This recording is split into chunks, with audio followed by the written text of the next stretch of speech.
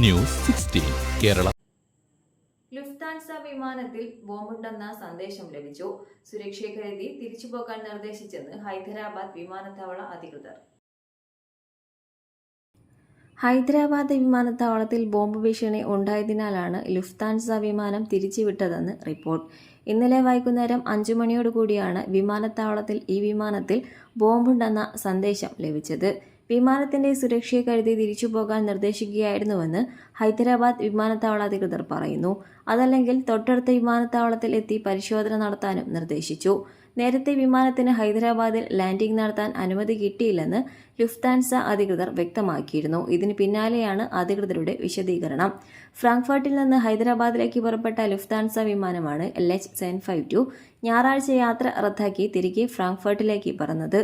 വിമാനം തിരിച്ചിറങ്ങാനുള്ള കാരണം വെളിപ്പെടുത്തിയിട്ടില്ലെന്ന് PT report ചെയ്യുന്നുണ്ട്. ടേക്ക് ഓഫ് ചെയ്ത് അധികം വൈകാതെ ബോയിങ് 787-9 ഡ്രീംലൈനർ വിമാനം തിരികെ ഫ്രാങ്ക്ഫർട്ടിലേക്ക് മടങ്ങിയതായി ഹൈദരാബാദിലെ രാജീവ് ഗാന്ധി അന്താരാഷ്ട്ര വിമാനത്താവളത്തിലെ എയർ ട്രാഫിക് കൺട്രോളിന് ATC വിവരം ലഭിക്കുകയായിരുന്നു. ചില യാത്രക്കാർക്ക് ഹൈദരാബാദിൽ ഇറങ്ങാൻ അനുമതി ലഭിക്കാത്തതാണ് കാരണമെന്ന് ലുഫ്താൻസ പിന്നീട് വ്യക്തമാക്കി. ഡ്രീംലൈനർ വിമാനങ്ങളെക്കുറിച്ചുള്ള വർദ്ധിച്ചുവരുന്ന നിരീക്ഷണങ്ങൾക്കിടയിലാണ് ഈ സംഭവം.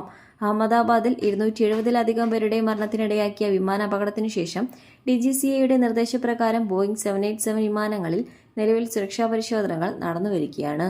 News desk. പക്ഷമില്ല, വിവേചനമില്ല. നേരിനൊപ്പം, നാടിനൊപ്പം, നാട്ടുകാർക്കൊപ്പം. News 16 Kerala channel.